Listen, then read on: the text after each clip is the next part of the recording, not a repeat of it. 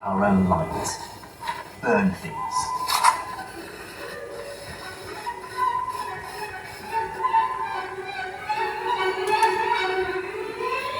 And by the middle of the 19th century, we perfected a very effective way of lighting our homes, using gas.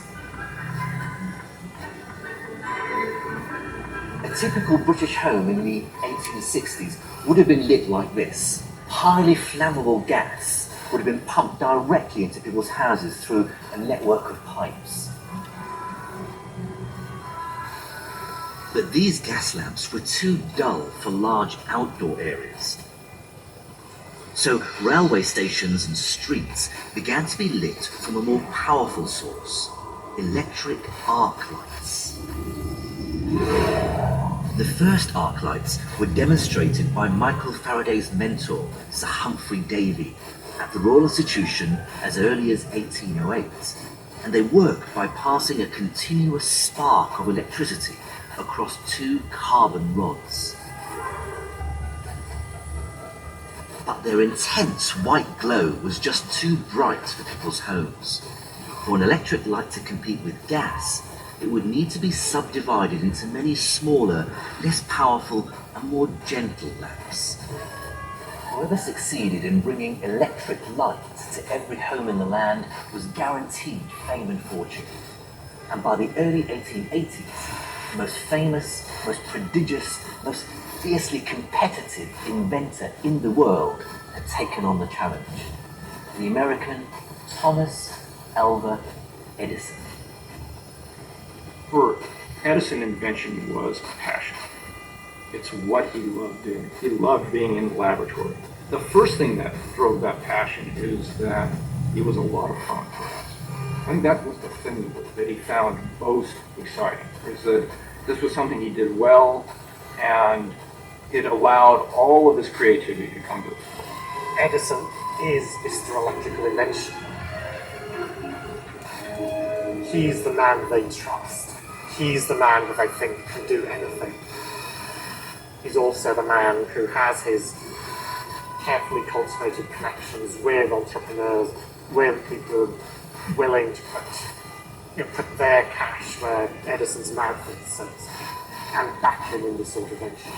For Edison, the money was probably the least important. For Edison, the money was important for one reason: to allow him to do the next project. Edison had assembled a group of young and talented engineers at a cutting-edge laboratory in New Jersey, 26 miles from Manhattan. Menlo Park would become the world's first research and development facility, allowing Edison's team to invent on an industrial scale. They worked incredible hours. You know, one of them talked about how he hardly ever saw his children because he was in the lab all the time.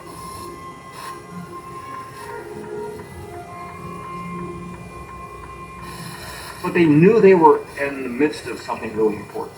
That if Edison succeeded, and if they succeeded with Edison, that their futures were secure.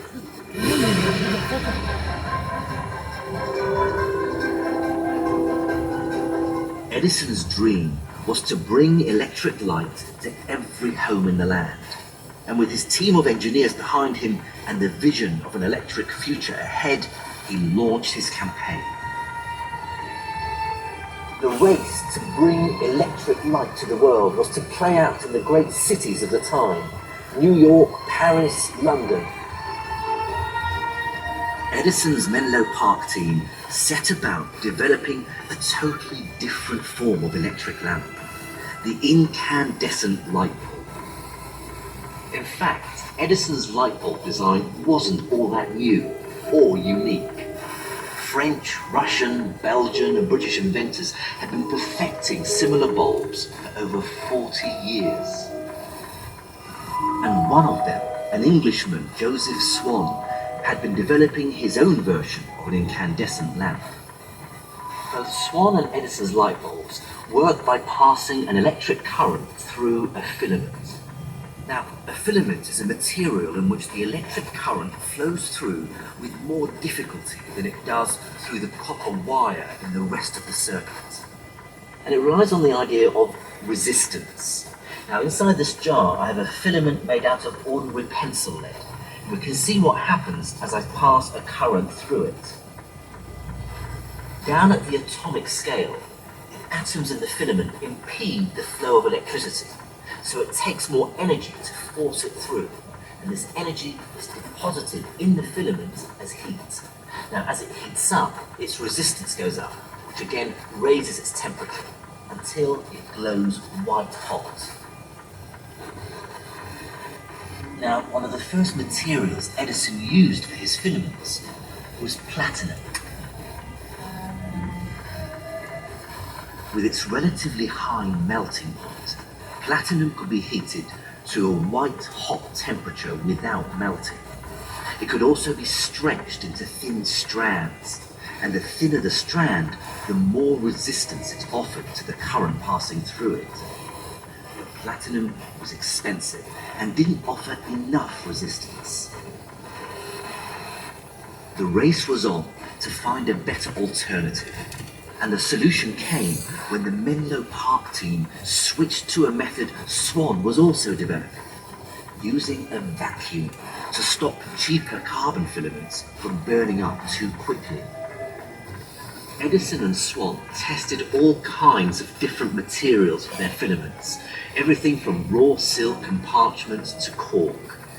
Edison even tested his engineer's beard hair. Eventually, he settled on bamboo fibre, while Swan used a treated cotton thread. Edison and Swan's light bulb designs were very similar. Eventually, they came to an agreement and went into partnership to sell light bulbs in the UK. Today, many people still believe that Edison alone invented the light bulb, while Swan has become a footnote in history.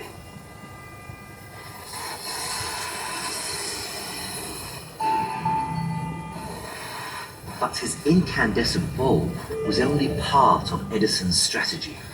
He'd also invented an entire electrical system of sockets, cables, and meters to go with it. And being a brilliant businessman, he developed a groundbreaking new way of distributing electricity. Edison knew that the key to making money from his system was to generate the electricity in a central station and then sell it to as many customers as possible. It seems obvious to us now, but until then, anyone who wanted to use electricity had to have their own noisy generator to make it. Edison's ambition was huge. He wanted to light the fastest growing and most exciting city in the world.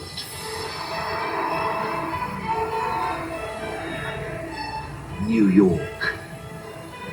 In the summer of 1882, Edison stood in a unique position at the center of 19th century science and invention. He'd patented a cutting-edge incandescent light bulb. He'd amassed an unprecedented knowledge of electrical engineering.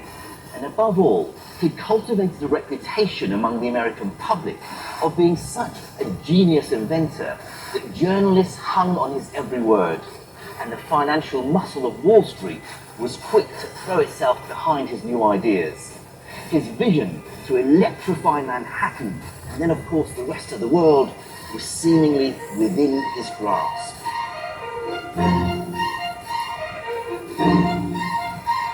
Because Edison and his team were about to launch their most expensive and risky project yet, America's first power station generating continuous direct current.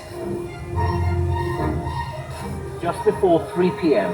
on the 4th of September 1882, Thomas Edison, surrounded by a gaggle of bankers, dignitaries and reporters, entered J.P. Morgan's building right behind me, flicked one of the Edison patented switches, and 100 of his incandescent bulbs began to glow. Turning to a nearby journalist, he said, "I have accomplished all that I promised." Half a mile away on Pearl Street, Edison's new power station, costing $500,000 and 4 years of hard work, had sprung into life. The current surged through buried cables, stretching out in each direction. Of course, it might seem obvious to us now, but in New York back in the early 1880s, the idea of burying electric cables underground seemed like an unnecessary expense. This street would have been crisscrossed with hundreds of cables used for telegraphs, telephones, and arc street lighting. Looking up, you'd have seen a tangled mass of black spaghetti blocking out the light. Edison knew this dangerous situation had to change, and for him to make as much money as he could, electricity needed rebranding. It had to be considered safe. So Edison is arguing both for the greater safety of DC low voltage system and for underground lines. He can argue that he has a much safer system than electric arc light for streets or gas lighting for indoor lighting. And he doesn't have to worry about fires, doesn't have to worry about electrocution, that all of this is much safer because of the system he's created with this underground system. Burying every cable was not only very expensive, but was a logistical nightmare, because this was one of the busiest square miles in the world. Edison chose this area for a reason. Wall Street. Rich, important, influential. Because for Edison's system to make money, all these wealthy customers had to be within a mile of his power station. And this was because Edison calculated the thickest cable he could afford would only carry an adequate amount of his continuous direct current to customers within this range. This was a huge leap forward, because for the first time, dozens of customers could be supplied by just one power station. But there was a big problem. Edison's network could never be economical in lighting America's new suburbs. They just didn't have the concentration of customers needed to make building these expensive power stations worthwhile. Had we stuck with Edison's way of generating and distributing electricity, the world would be a very different place. We'd have to have power stations scattered around no more than a mile apart, even in the centres of our towns and cities. And it would be extraordinarily expensive to even provide power for smaller communities. But someone who held the answers to these problems was about to enter the story. Someone who would help create the modern world and who'd play an integral part in one of the biggest fallouts in scientific history. His name was Nikola Tesla, and he was right under Edison's nose.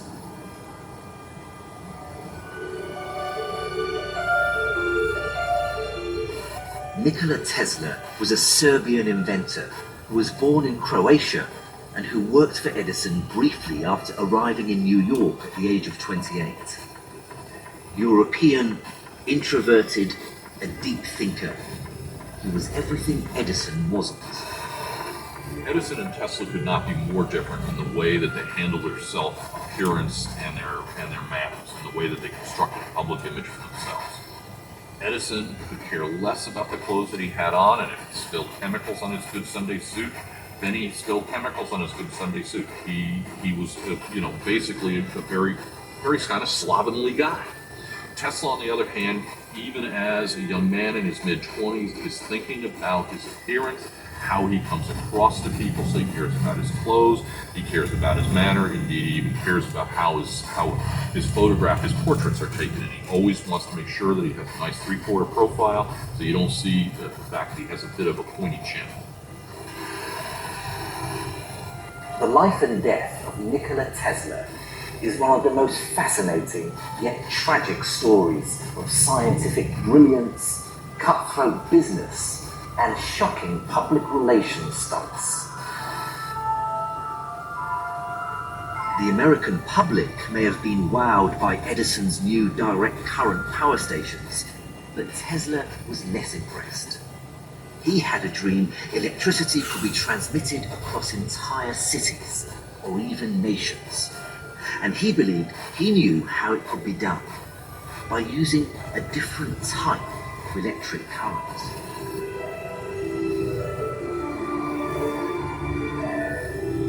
Electrical experts knew that the smaller the current sent down a cable, the smaller the losses in it through resistance, and so the longer the cable could be.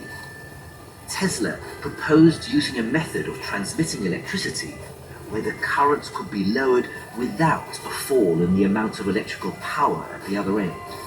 It was called alternating current. Alternating current is exactly that.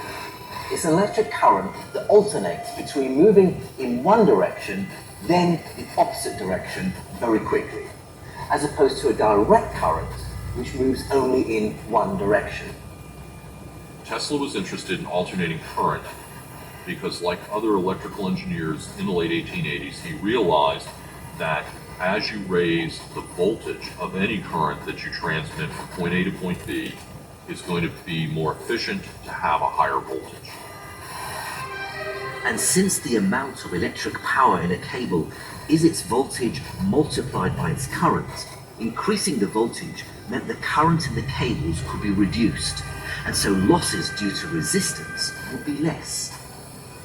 However, you don't want very high voltages on the order of, say, 20,000 volts coming into your home. So you need to step down the current that is being transmitted over a distance into your home, and to do that you need a converter or a transformer. Alternating current allows you to use a transformer to make that switch from the high transmission voltage to the lower voltage that you're going to use at consumption. Perfecting the technology to transmit electricity hundreds of miles from where it was generated would mark a huge step towards the modern world. And a wealthy industrial entrepreneur was already developing the solution. His name was George Westinghouse. Westinghouse believed alternating currents was the future, but it had a big drawback. While it was fine for electric light, unlike direct current, there was no practical motor that could run on it, and no one believed there ever would be, apart from Nikola Tesla. Tesla, as an inventor, liked to say that the first thing you need to do is not to build something, but to imagine it, to think it through, to plan it. And he had what modern-day psychologists would call an eidetic memory. He could basically remember everything that he saw and then visualize it in 3 dimensions. And they often say that people that have this skill see it about an arm's length away out here, and they see it in 3 dimensions in that space. And all of the indications are is Tesla had that ability. This is a Tesla egg.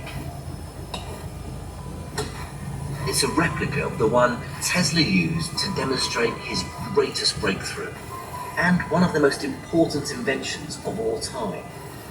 It showed how rotary movement can be produced directly from an alternating current, crucially one that could be generated thousands of miles away. This was something that had never been done before.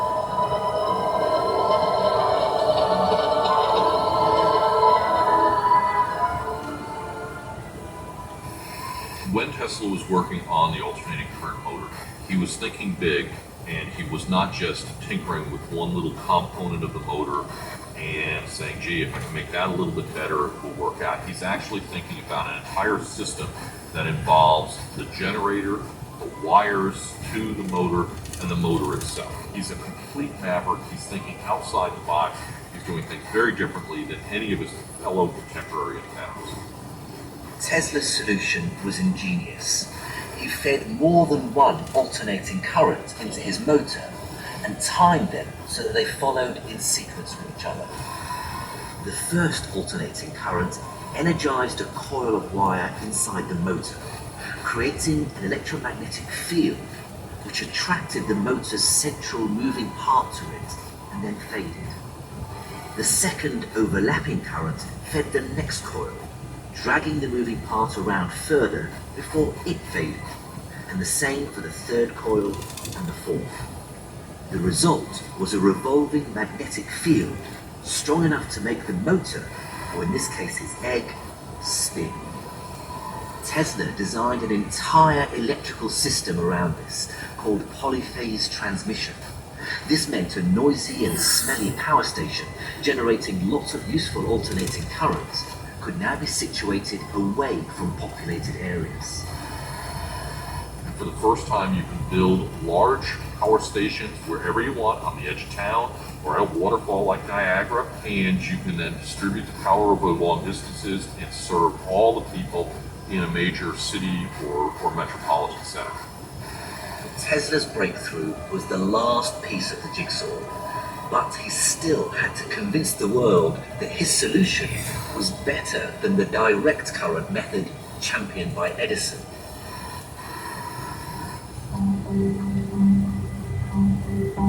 Edison continued to roll out his direct current system, building power stations across New York State. And then Tesla met George Westinghouse, the man who could make his dreams into a reality. In July 1888, Westinghouse made an offer for Tesla's patents, which has become part of the mystery and folklore surrounding the whole Nikola Tesla story, where it's difficult to separate fact from fiction. Tesla was paid $75,000 for his alternating current patents and offered $2.50 for every horsepower his motors would generate. This should have guaranteed him vast wealth for the rest of his life, but that isn't. It's clear to us now that at the time the AC system was a much better method of transmitting electric power, and you'd think that with Tesla's breakthroughs, nothing could stand in the way of the success of AC over DC. But one man still believed totally in his direct current inventions. From the filaments of the bulbs to the switches, sockets, and generators. And he wasn't about to waste millions of dollars on changing them. Edison. The battle lines were drawn. Westinghouse and Tesla went toe-to-toe with Edison for New York's lucrative lighting contracts.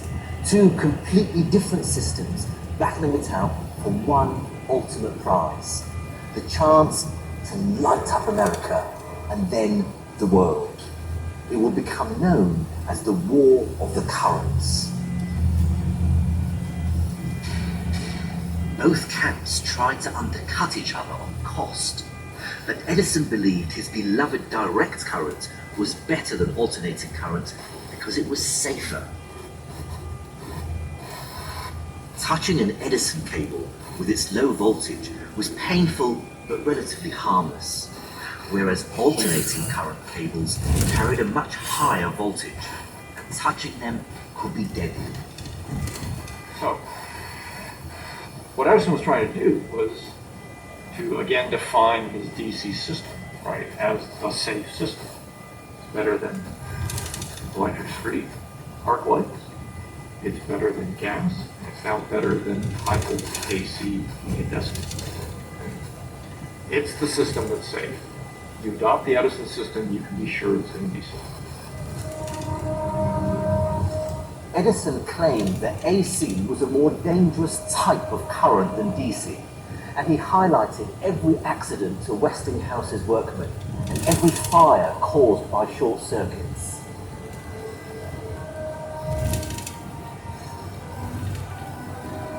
It was a potent message because in the 1880s many people were still terrified by electricity. It could shock and even kill in an instant, and the reasons why still weren't fully understood. For many, the idea of piping this invisible killer into their homes was utterly ludicrous. So the weapon used in the War of the Currents was fear. And a little-known electrical engineer, Harold P. Brown, was about to take the fight against AC to a whole new level. It was to prove one of the most extreme and negative publicity campaigns in history. Brown had devised a unique and theatrical way of demonstrating the deadly power of AC. He was eager to share it with the world. So on a warm summer's evening in July 1888, he gathered together 75 of the country's top electrical engineers and reporters to witness a spectacle they would never forget.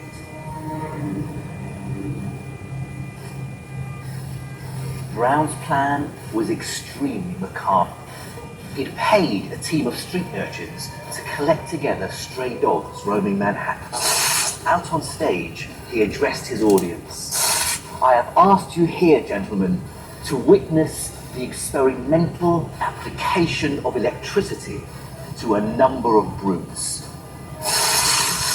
His demonstration involved electrocuting the dogs with DC and AC power in an attempt to show that AC current killed them more quickly.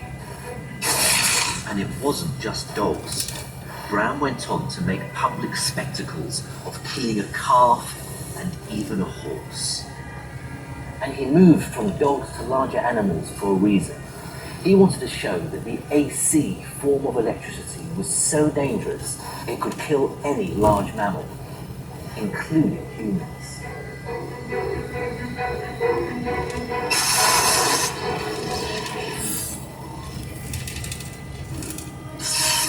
Brown's animal experiments had persuaded American politicians the most humane method of executing condemned criminals should be with alternating current generated by Westinghouse machines. Edison's lawyers even suggested a new term to describe being electrocuted in this way: to be Westinghoused. And at precisely 6:32 on the morning of the 6th of August 1890, a 45-year-old man, William Kemner, was strapped to a wooden chair and two soaking wet electrodes were carefully attached to him. And as 26 officials and doctors looked on from an adjoining room, Kemner said goodbye to the prison chaplain and waited.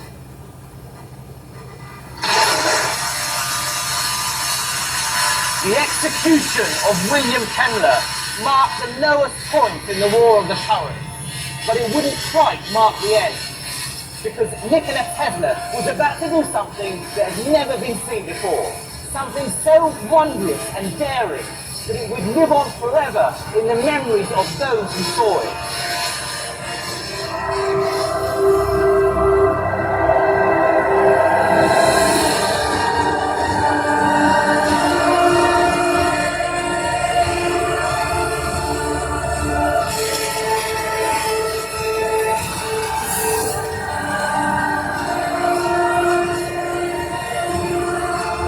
Tesla had been developing a method of generating very high frequency alternating currents, and on May 21st, 1891, at a meeting of top electrical engineers, he demonstrated it.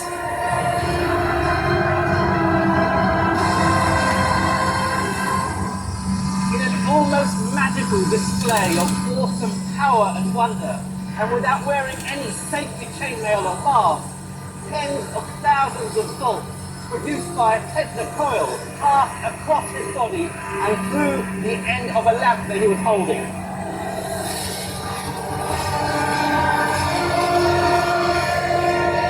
Tesla's alternating current was at such a high frequency that it passed through his body without causing serious harm or even pain. His demonstrations showed that if handled correctly, alternating currents at extremely high voltages could be safe. The war of the currents had been won by Westinghouse and Tesla. In 1896, a new power station was completed at Niagara Falls, using Westinghouse AC generators to produce Tesla's polyphase current. Finally, huge amounts of power could be transmitted from the falls to nearby Buffalo. And then, a few years later, The Niagara plant was providing power to New York City itself. And today, almost all of the electricity generated in the world is done so using Tesla's system.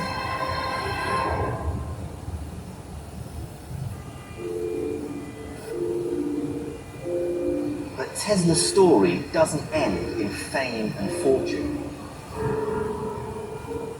Although he went on to make significant contributions to many other areas of science and invention, to save George Westinghouse from ruin after a stock market crash, he gave up his claim to the royalties from his polyphase inventions. Nikola Tesla was a uniquely talented man, and we owe him so much. But he was also hugely complicated, and sadly later in life he became more and more troubled. He was fixated with the number 3, counting it out loud as he walked, and he developed strange phobias with germs and with women wearing pearl jewelry. In many ways, his brilliant mind simply spun out of control. As Tesla's life unraveled, he withdrew from people and found emotional comfort elsewhere. He became obsessed with pigeons and was regularly seen feeding them here in Bryant's Park in the center of Manhattan. He even fell in love with one particularly unusual white bird, and when it died, he was left heartbroken.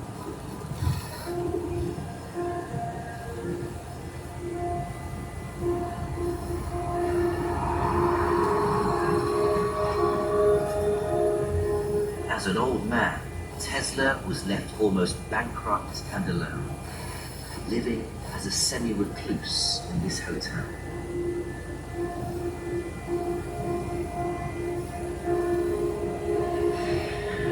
His last years were spent here in room 3327 of the New Yorker Hotel, sad, confused, destitute.